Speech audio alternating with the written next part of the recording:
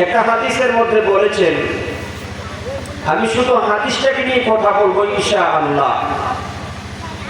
আল্লাহর নবীর সাহাবী কাব ইবনে উজরা রাদিয়াল্লাহু তাআলা থেকে বর্ণিত হাদিস।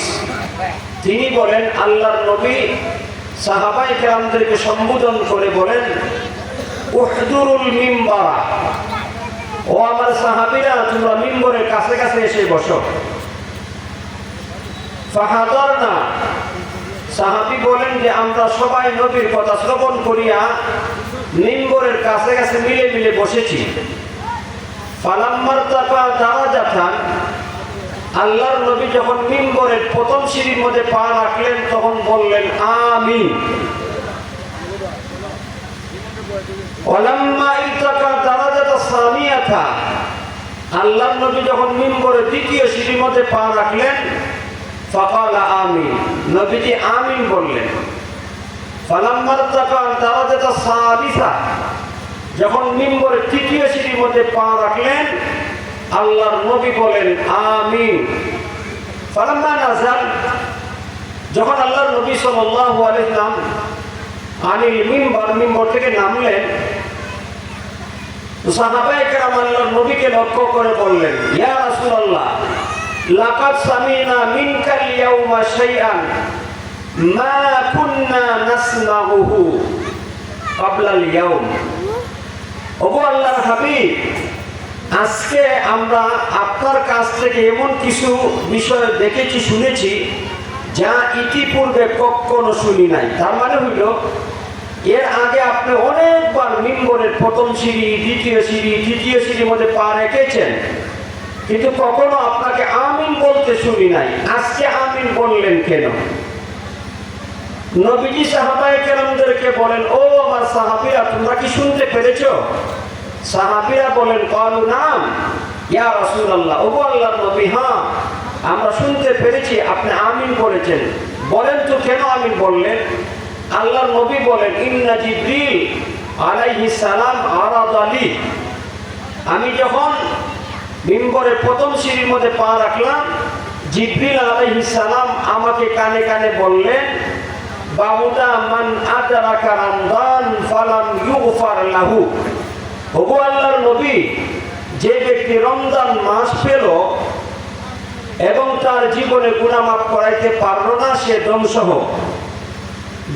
দুরুল মুখতার কিতাবের মধ্যে উল্লেখ করে দেওয়া হয়েছে, জিবরিল আলাইহিস সালাম আল্লাহর নবীকে বলেছিলেন, ওগো আল্লাহর নবী, আপনি বলেন আমিন। আমরা অনেক সময় বলি না তাদেরকে সুবহানাল্লাহ বলেন, আলহামদুলিল্লাহ বলেন, বলে কি বলি না? এই যে আমরা বক্তারা বলি তাদেরকে, এটারও দলিল আছে। জিবরিল আলাইহিস সালাম আল্লাহর নবীকে লক্ষ্য করে বলেছিলেন, কুল আমিন ইয়া রাসূলুল্লাহ, ওগো আল্লাহর নবী, আপনি বলেন আমিন। যার ফলে আল্লাহর নবী আমিন বলেছেন। সুবহানাল্লাহ বলেন। এই কুত্তাটা সরে যাচ্ছে, এই যে পোশাক পরেছে, এটাই একজন কুত্তাটা সরে যাচ্ছে।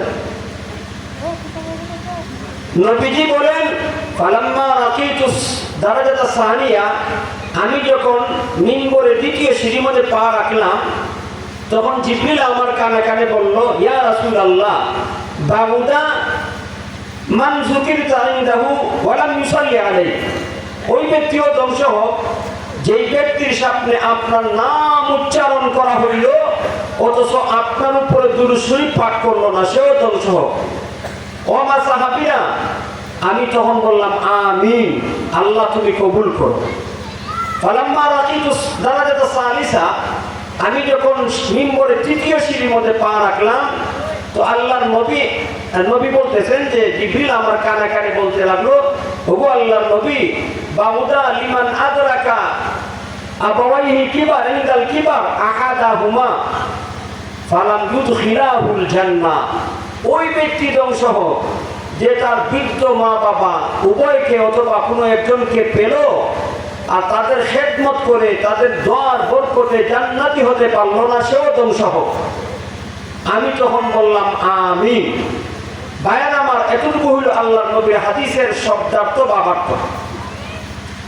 এই হাদিস থেকে মুহাদ্দিসিনে কেরামগণ বলেন যে এই তিনটা বদুয়া নবীজি করেন নাই, বরং নিষ্পাপ ফেরেশতা, নূরের তৈরি ফেরেশতা সাইয়্যিদুল মালাইকা, সমস্ত ফেরেশতাদের সর্দার জিবরিল আলাইহিস সালাম, যেই ফেরেশতাদের দোয়া আল্লাহর দরবারে ডাইরেক্ট কবুল হয়ে যায়। সুবহানাল্লাহ।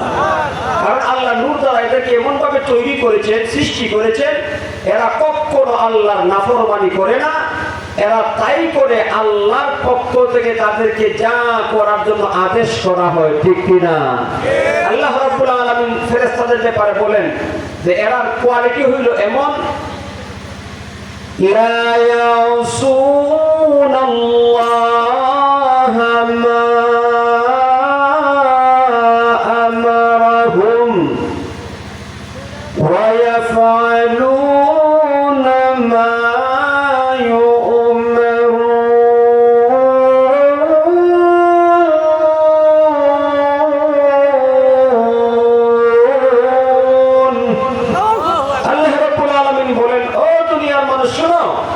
আমি নূরের দ্বারা এমন একটা জাতি সৃষ্টি করেছি, ফেরেশতা, লা ইয়াসুনাল্লাহ, এরা কখনো আল্লাহর নাফরমানি করে না। সুবহানাল্লাহ। ওয়া ইয়াফআলুনা মা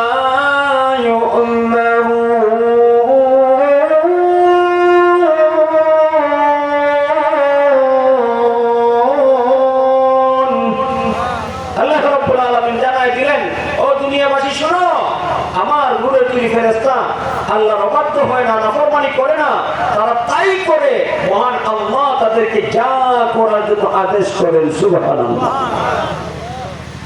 তো নিষ্পাপ ফেরেশতা, তাও আবার সাধারণ কোনো ফেরেশতা না, সাইয়্যিদুল মালাইকা, সমস্ত ফেরেশতাদের সর্দার জিবরিল আলাইহিস সালাম বদয়া করেছেন তিনটা দলের ব্যাপারে।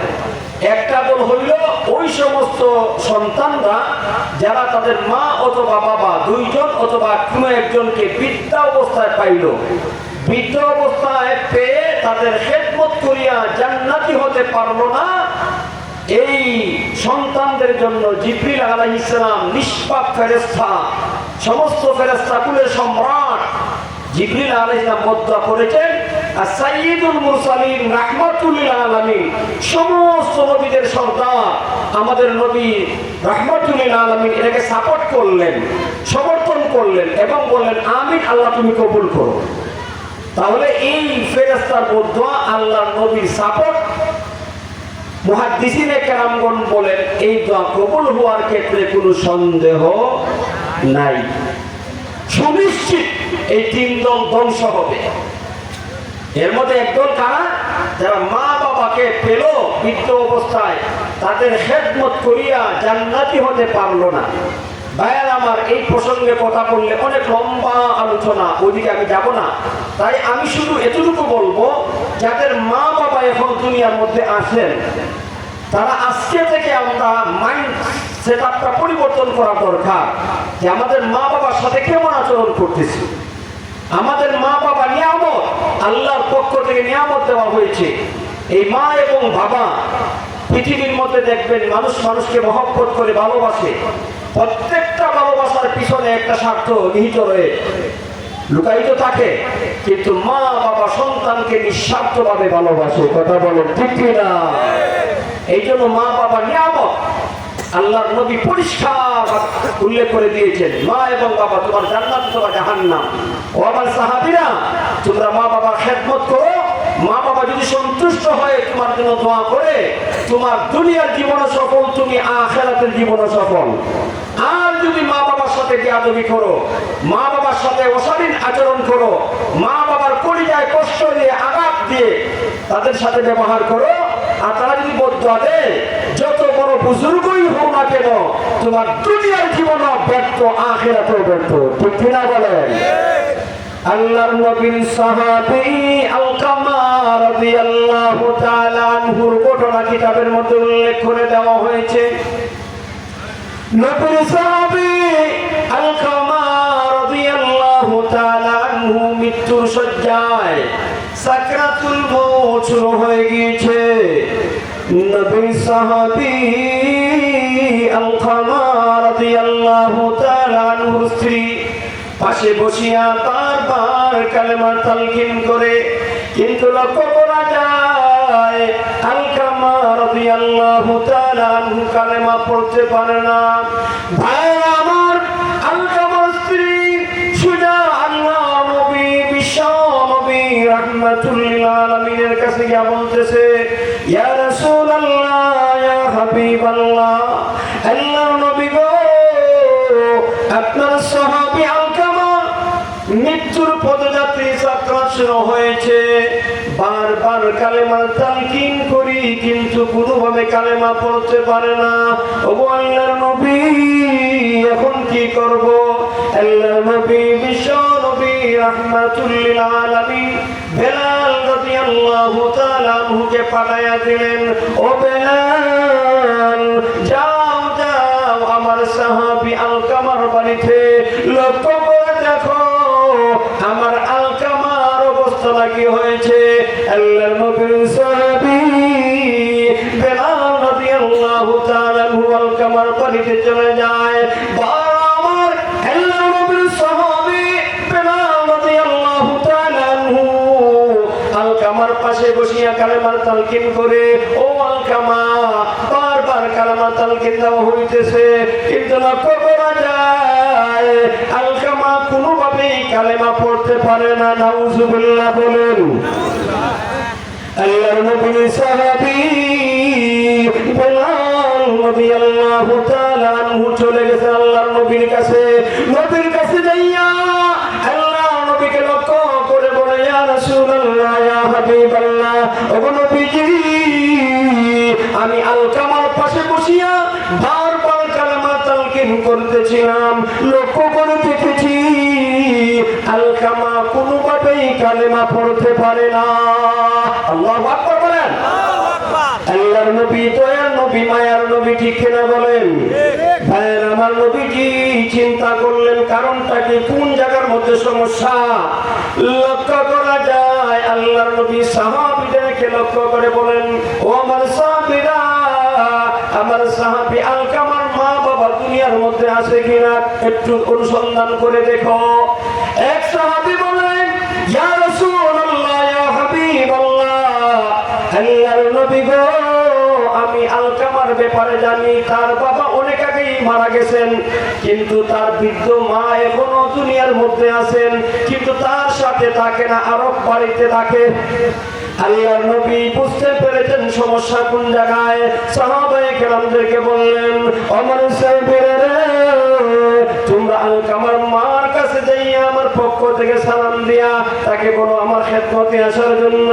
ভাইয়ের আমার, কিতাবের মধ্যে উল্লেখ করে দেওয়া হয়েছে আলকামার মা বৃদ্ধ মাতা কষ্ট করে আল্লাহর নবীর খেদমতে চলে আসছে। আল্লাহর নবী বিশ্ব নবী রাহমাতুল লিল আলামিন আলকামার মাকে লক্ষ্য করে বলে, ও আলকামার মা, তোমার আলকামা কেমন ছিল, কেমন ছেলে?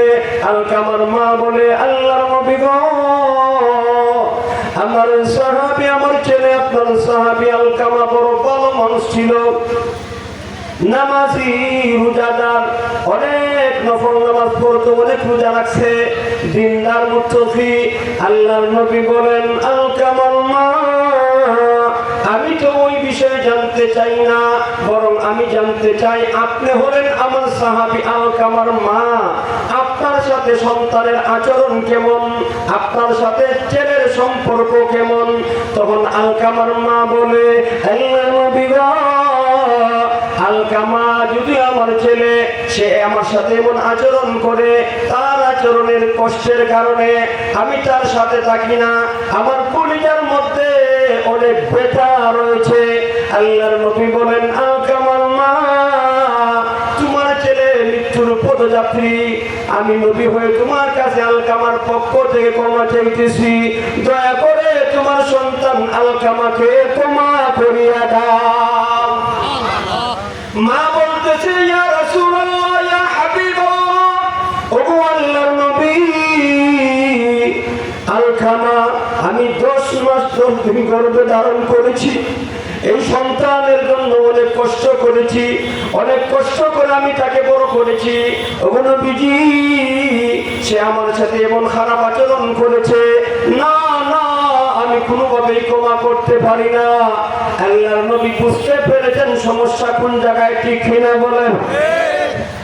নবীজি যখন দেখলেন আলকামার মা সন্তানকে ক্ষমা করবে না, আর মা যদি কষ্ট থাকে সন্তান কালেমা ছাড়া বেঈমান কাফের হয়ে মৃত্যুবরণ করবে।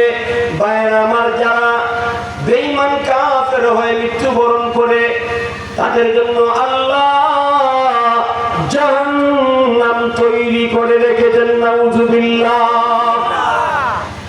নবীজি সাহাবায়ে কেরামদেরকে বলেন, ও আমার সাহাবীরা, কাঠ সংগ্রহ করো, কাঠের মধ্যে আগুন ধরায়া দাও, লাকড়ির মধ্যে আগুন ধরায়া দাও। নবীজিকে লক্ষ্য করে আলকামার মা বলে, ইয়া রাসূলুল্লাহ, ইয়া হাবিবাল্লাহ, ওগো আল্লাহর নবী, লাকড়ির মধ্যে আগুন ধরে আপনি কি করবেন? আল্লাহর নবী বলেন, আলকামার মা, তোমার চোখের সামনে আমি তোমার ছেলেকে আগুন দ্বারা পোড়াবো, কারণ তোমার মনের মধ্যে অনেক কষ্ট দিয়েছে, সুতরাং আমি তোমার সামনে শাস্তি দেব, আগুন দ্বারা পোড়াবো। ভাইরা আমার, লক্ষ্য করে দেখেন মা এবং বাবা সন্তানের প্রতি কি পরিমাণ ভালোবাসা।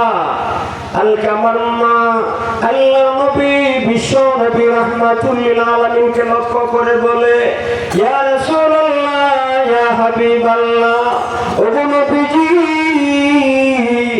আলকামা আমাকে যতই কষ্ট দেখ না কেন, সে তো আমার কলিজার টুকরা, আমার সন্তান, আমার চোখের সামনে আমার সন্তানকে আপনি আগুনে পোড়াইবেন, আমি মা হয়ে এটা সহ্য করতে পারবো না। আল্লাহু আকবার বলেন। ভাইরা আমার, আল্লাহর নবী আলকামার মাকে লক্ষ্য করে বলেন, ও আলকামার মা, তোমার ছেলে তোমার সামনে দুনিয়ার আগুনে পড়লে তুমি সহ্য করতে পারবে না। তুমি যদি ক্ষমা না করো তাহলে সে নির্ঘাত বেঈমান কাফের হয়ে মৃত্যুবরণ করিয়া চিরদিন চিরকালের জন্য জাহান্নামের আগুনে জ্বলবে, দুনিয়ার আগুনে জ্বলবে। তুমি মা হয়ে সহ্য করতে পারবে না, আমি নবী হয়ে আমার একটা উম্মত জাহান্নামের আগুনে জ্বলবে, এটা আমি কেমন করে সহ্য করব? না না, সুতরাং এটা হতে দেওয়া যাবে না, বরং তোমার মনের জ্বালা আমি তোমার সামনে মিটাবো, দুনিয়ার আগুন দ্বারা পোড়াইয়া তাকে শেষ করিয়া দেব। আল্লাহু আকবার। ভাইরা আমার, আলকামার মা আলকামা আল্লাহর নবীকে লক্ষ্য করে বলে, ইয়া রাসূলুল্লাহ, ইয়া হাবিবাল্লাহ, ওগো আল্লাহর নবী, আমার ছেলেকে পোড়াইতে হবে না, আপনি সাক্ষী থাকেন, আমি আপনাকে সাক্ষী রেখে এই মুহূর্তে আমার সন্তান, আমার কলিজার টুকরা, আমার আলকামা যত কষ্টই আমাকে দেখ না কেন, আমি আপনাকে সাক্ষী রেখে বললাম, এই মুহূর্তে আমার আলকামাকে ক্ষমা করিয়া দিলাম। আল্লাহু আকবার বলেন। আমার আল্লাহর নবী বিশ্ব নবী রাহমাতুল লিল আলামিন বেলাল রাদিয়াল্লাহু তাআলাকে পাঠিয়ে দিলেন, ও বেলাল, যাও যাও আমার সাহাবী আলকামার খবরটা নাও। আলকামা রাদিয়াল্লাহু তাআলার বাড়িতে বেলাল রাদিয়াল্লাহু তাআলা প্রবেশ করতেছেন, লক্ষ্য করা যায় এখনো বেলাল ঘরের মধ্যে প্রবেশ করে নাই। আলকামার জবানে উচ্চারিত হইতেছে, আশহাদু আল্লাহ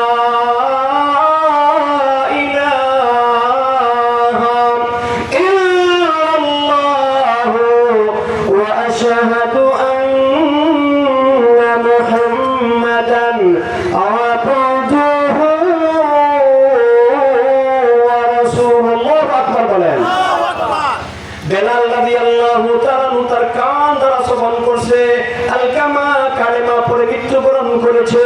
আল্লাহর নবীর কাছে এসে বলতে লাগলো, বেলাল, ওগো নবীজি, আমাকে পাঠিয়েছেন আলকামার বাড়িতে খবর জানার জন্য। আমি যখন তার বাড়িতে পৌঁছলাম, আমার কান দ্বারা শ্রবণ করেছি আলকামা কালেমা পড়ে মৃত্যুবরণ করেছে। আল্লাহর নবী বলেন, মান কানা আখিরু কালামিহি লা ইলাহা ইল্লাল্লাহ দাখালাল জান্নাহ। আল্লাহর হাবিব বিশ্ব নবী বলেন, ও আমার উম্মত, এই দুনিয়া জীবনের শেষ মুহূর্তে যদি কেউ কালেমা পড়তে পারে, মৃত্যুর সময় যদি কালেমা নসিব হয়, কালেমার সাথে যদি মৃত্যুবরণ করতে পারে, মহান আল্লাহ আল্লাহর ওই বান্দাকে আল্লাহর তৈরি জান্নাতে প্রবেশ করাবে।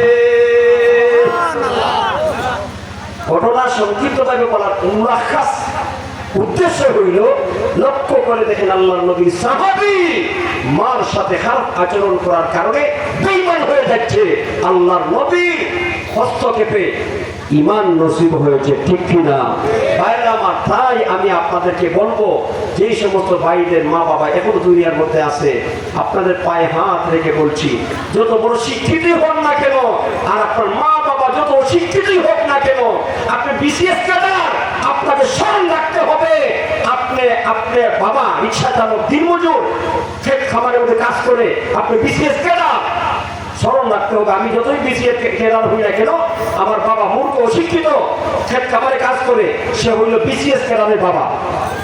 জোরে বলেন ঠিক না? আপনি যত বড় মুফতি, যত বড় আলেম হন না কেন, আপনাকে সবসময় মাথায় রাখতে হবে আমার মা, আমার বাবা। ভাইরা আমার সময় বেশি নাই, যার কারণে এই বিষয়ে কিছু গুরুত্বপূর্ণ কথা ছিল, যেটুকু বলছি, আল্লাহ তাআলা আমাদেরকে আমল করার তৌফিক দান করেন। 2 নম্বর বিষয়, আল্লাহর নবী জিবরিল আলাইহিস সালাম দ্বিতীয় ব্যক্তির ব্যাপারে বদয়া করেছেন, নবীজি সাপোর্ট করে আমিন বলেছেন, এদের ধ্বংসের ব্যাপারে কোনো সন্দেহ নাই, ঠিক কিনা বলেন? দ্বিতীয় দল হইল যাদের সামনে আল্লাহর নবীর নাম উচ্চারণ করা হয়। জিবরিল আলাইহিস সালাম বলেছিলেন, বাবুদা লিমান যুকিরিতা ইনদাহু ওয়ালাম ফালাম ইউসাল্লি আলাইহি, ও আল্লাহর নবী, যাদের সামনে আপনার নাম উচ্চারণ করা হয় আর আপনার উপর দুরূদ শরীফ পাঠ করে না, এরাও ধ্বংস হোক, নাউযুবিল্লাহ বলেন। এই জন্য আল্লাহর নবী আমাদের উপরে কি পরিমাণ নবীর অনুগ্রহ, ঠিক কিনা ভাই? আরে ভাই, এই বিষয়ে কথা বলো তো লম্বা আলোচনা। আল্লাহর হাবিব সাল্লাল্লাহু আলাইহি ওয়াসাল্লাম কি পরিমাণ উম্মতের জিকির করে গেছেন। আপনি আমার মা বাবা বলেন, বন্ধু বান্ধব বলেন, আত্মীয় স্বজন বলেন, উস্তাদ বলেন, আর বিশ্বাস বলেন, সবাই মিলে আপনার কল্যাণে এত চিন্তা ফিকির করে নাই, এত কল্যাণের জন্য চিন্তা ভাবনা করে নাই। আল্লাহর নবী আপনার কল্যাণের জন্য যে পরিমাণ কাম জড়াইছেন, ঠিক কিনা বলেন? সুতরাং আল্লাহর নবীর কাছে আমরা রেডি। আর কাল কিয়ামতের কঠিন হাসরের ময়দানে আল্লাহর নবী হাদিসের মধ্যে বলেছেন, আল্লাহ কোরআনের মধ্যে বলে দিয়েছেন, এটা ভয়ঙ্কর অবস্থা তৈরি হবে, নবীগণ পর্যন্ত বলবে, রাব্বি নাফসি রাব্বি নাফসি, আল্লাহ আমাকে বাঁচাও, আমাকে বাঁচাও। ভাইরা আমার, কোটি কোটি মানুষ আদম পয়গাম্বর থেকে ইসরাফিল সিংহায় ফুঁক দিবেন, ওই সময় পর্যন্ত যত মানুষ দুনিয়াতে আসিয়াছিল, আসবে, সমস্ত মানুষ হাসরের ময়দানে উলঙ্গ, ল্যাংটা, তার মধ্যে কোনো জুতা নাই, খতনাবিহীন। দুনিয়ার মধ্যে যত ভিআইপি পারসন, এমপি, মন্ত্রী, রাষ্ট্রপ্রধান, প্রাইম মিনিস্টার, রাজা বাচ্চা বলেন না কেন, সবাইকে উলঙ্গ থাকতে হবে, ঠিক না বলেন? দুনিয়ার মধ্যে ক্ষমতার তাকত দেখাইতে পারবেন, হাসরের ময়দান সবাই সমান, রাজা বাচ্চা, রাজা প্রজা সব সমান, কথা বলেন ঠিক না? সব উলঙ্গ, লেনটা। আল্লাহ নবী বলছেন,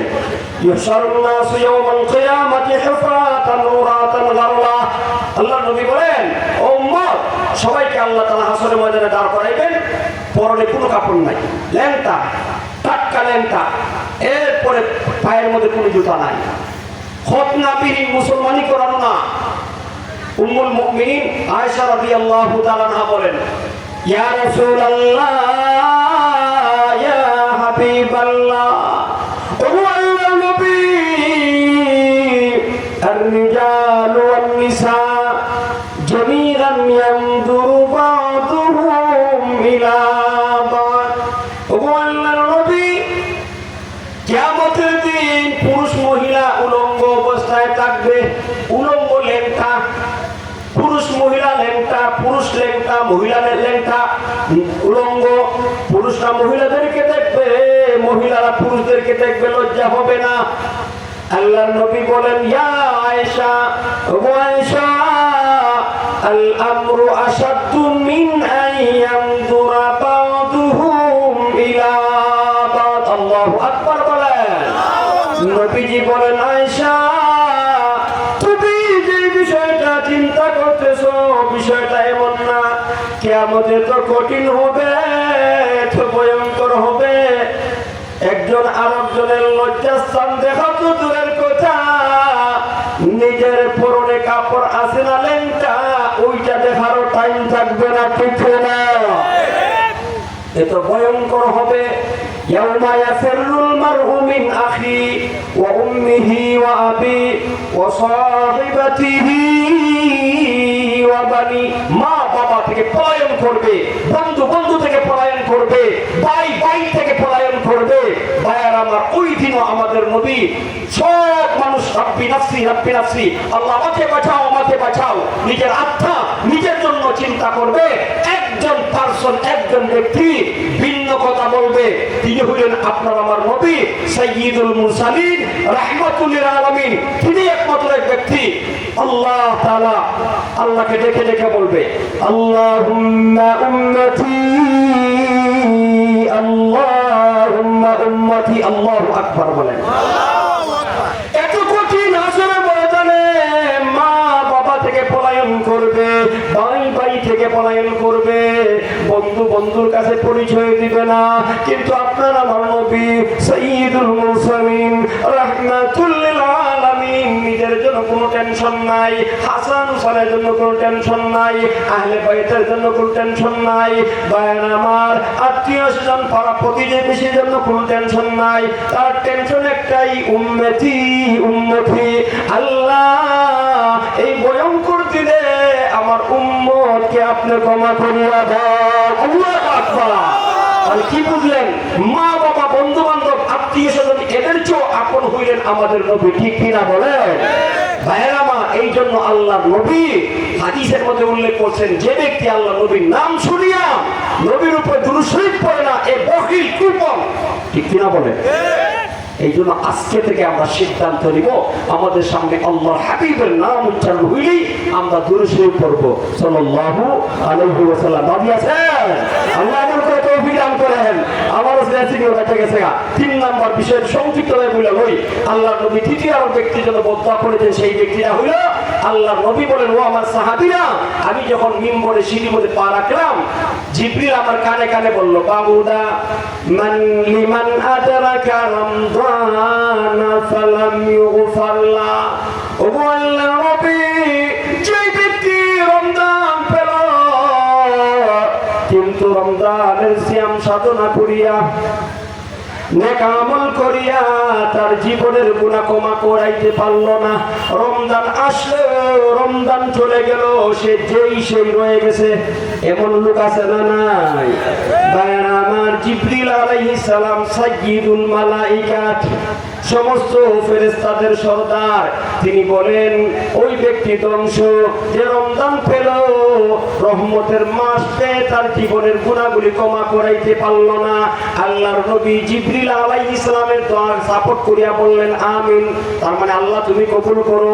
অবশ্যই ওই 3 ব্যক্তির ধ্বংসের ব্যাপারে কোনো সন্দেহ থাকতে পারে না, ঠিক নেই?